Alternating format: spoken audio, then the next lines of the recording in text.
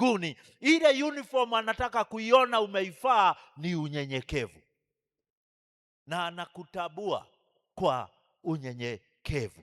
Hiyo ndio kitu cha kwanza ambayo tunaisoma pale katika Petro chapter 5, 1 Peter 5 mstari wa 5, na mstari wa 6 unasema kitu kingine.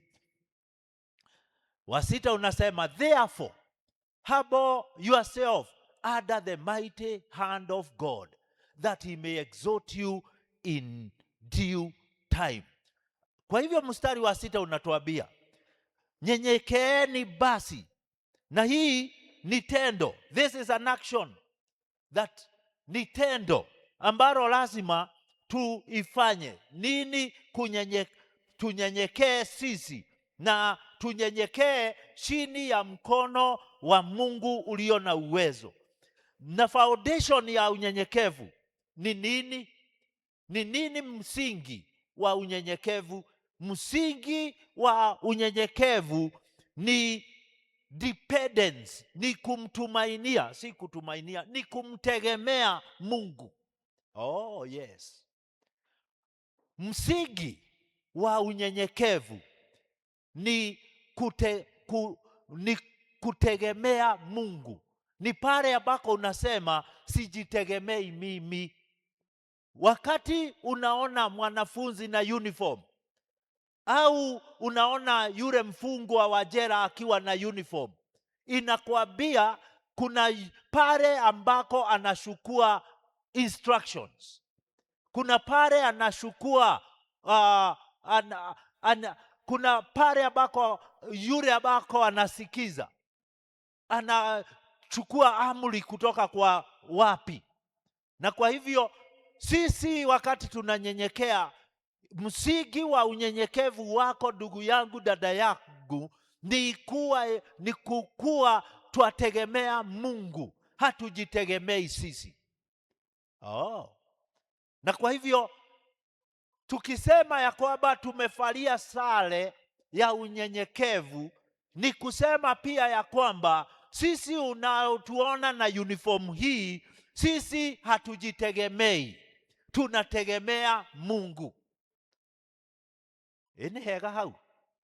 Na kwa hivyo asubuhi ya leo, mwaka huu wa 2026, jambo ambalo ni la hekima na wisdom ni kutambua ya kwamba sisi hatujitegemei wenyewe, tunategemea Mungu na tuko chini ya mkono wake. Na ndio nikasema hatutegemei uwezo wetu kujiokoa.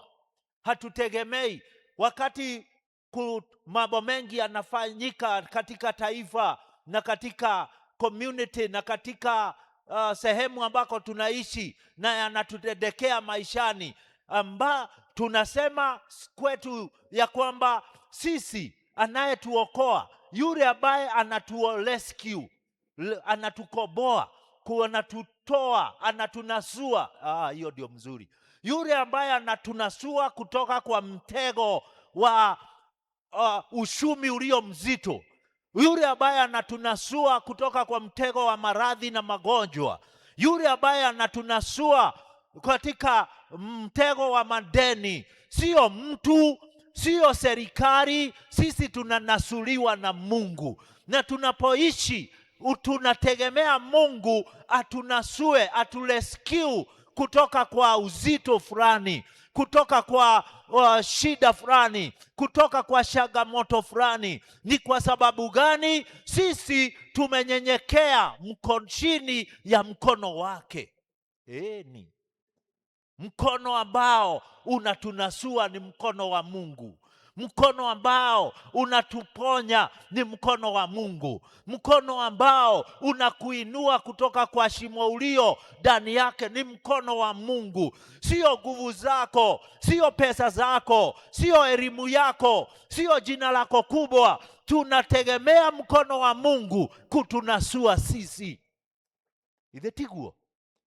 Na kwa hivyo tutingeikara tweterere ati kwa sababu mtu fulani anasikiza ground huyo wa ground atatunasua. Asha, kanisa sisi tunajua anayejua kutuokoa kwa oppression. Tuko oppressed na mambo mengi. Tuko oppressed na mambo mengi. Ya kwamba kuna shida kujipatia chakula, kuna shida kupeleka watoto shule, ni shida kubwa kutembea kwenye afya. Kuna shida nyingi ambazo zimetuzugira.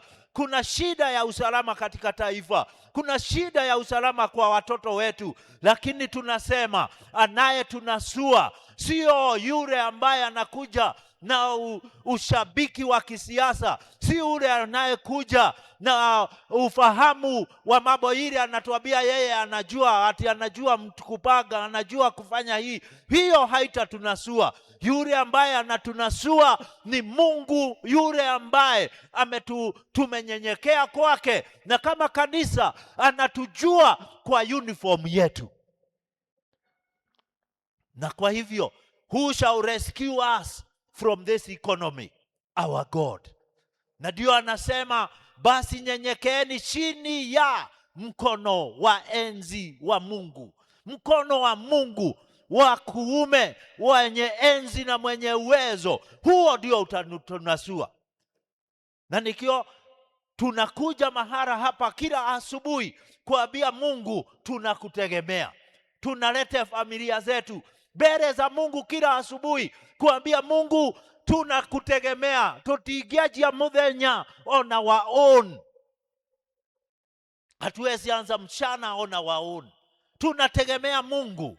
Tunategemea mkono wake. Tunategemea kunasuriwa na yeye. Yeye ndiye ambaye atatunasua kwenye shida ambazo zimetunasa. Ni nini hiyo ambayo imekunasa? Ni nini hiyo ambayo imekushika? Yule ambaye atakutoa kwa mtego huo na akunasue ni Mungu. Na diposa asubuhi ya leo tutanyenyekea chini ya mkono wa enzi wa Mungu. Bwana asifiwe. Asubuhi ya leo. Na kwa hivyo tunashukuru Mungu sana. Huyu ambaye tukiwa tumeweka msingi wetu sawa, yeye Mungu anakuja and that is to say ya kwamba sisi hatujitegemei. Hatutegemei mtu fulani. Sisi tumeweka self. Najua nilisema unyenyekevu ni kuweka self away. Ubinafsi, mimi najiweka kado. Ninaashiria Mungu anishike hivi, aniongoze, aseme niende hivi, aseme amka, aseme inuka, tunategemea Mungu sisi. Huyo ndio Mungu ambaye atatusaidia. Mstari wa 7 ambao nilisema ni mistari mitatu tu tunasoma. Anasema na usisahau wewe ambaye ni mnyenyekevu. Mstari wa 6 umemalizia kwa kusema at the due time, wakati unaofaa atakuinua. Oh my goodness. Watu walidhani ya kwamba wewe uko kwenye mtaro fulani, utadumu kwenye shida fulani, lakini I'm here to tell you something. Mungu ambaye uko chini ya mkono wake mwenye uwezo, wakati unaostahili atakuinua. Wakati unaostahili atakuinua. Na diposa asubuhi ya leo tumekuja hapa kufanya mstari wa 7 vile vile ambao unasema casting all your cares upon him. Casting all your cares. Ukiweka anxiety yako, uoga wako, doubt zako, kile ambacho kinakujarisha, unafanya nini? Unaweka kwake. This morning tuko mahara hapa na nashukuru mama aliamuka, mzee aliamuka, kijana aliamuka, akaja hapa kufanya nini? Kucast your cares. Umekuja kucast your cares. Ngoja nikwambie, yule aliye katika jela la Lang'ata au jela lingine, aliye na sare fulani, hajali ni chakula inatoka wapi. His cares, anajua kuna mtu anashughulikia. Yule ako na sare pale hospitali, his cares ameweka pahala fulani. Mwanafunzi ambaye ako na sare anajua cares zake anazipeleka kwa nani. Na Wakristo ambao wako na sare, uniform ya humility, wanajua mahitaji yao wanaipeleka wapi, uoga wao wanaupeleka wapi, shaka zao zinapelekwa wapi, doubt zao zinapelekwa wapi. Biblia inatuambia casting all your cares. Mwezi huu wa 7 hatutabebana na mizigo, hatutabebana na uoga, hatutabebana na mambo hayo mengine. We are a people ambao wako na uniform, na tunatabulikana, watu wasiombeba mambo, watu wasiombeba shaka, watu ambao wanajua, wamejulikana ya kwamba tegemeo lao na wanaomtegemea ni Mungu wa mbinguni na anatutabua. Nimesema ukivaa sare ya unyenyekevu, wewe unajulikana na Mungu. And so let us cast our cares unto the Lord. And so humility inatuambia, I will not carry my load. Ndigokua murigo wakwa rigi. Ni kwa maana niko na uniform hii, ni kwa maana niko kwa msingi huu, ni kwa maana niko chini ya mkono huu, sibebi mzigo wangu tena. Nina cast my cares and my anxiety unto the Lord. Nimalizie kwa kusema clothe yourself with humility. Tuvae unyenyekevu toward one another. Na nilisema unyenyekevu si sarakazi, si vitu ya ati uonwe andu, washa uonwe na Mungu. Clothe yourself with humility. Let God see you. Don't draw attention to yourself. It is not about yourself. It is about putting others first. Ndio ilisema to humble yourself to one another. Ithetiguo. Na tondũ Bishop no kari. Rekemenyi hie. Let's appreciate man of God. Amen. Sikupata yote lakini nimesikia. Mungu wetu ni mwaminifu. Anatujali, anakujua, anakufahamu. Bora unyenyekee, kwa sababu ukinyenyekea he know how to lift na kukutana na maisha yetu. Amina. Mama kijana alikuja.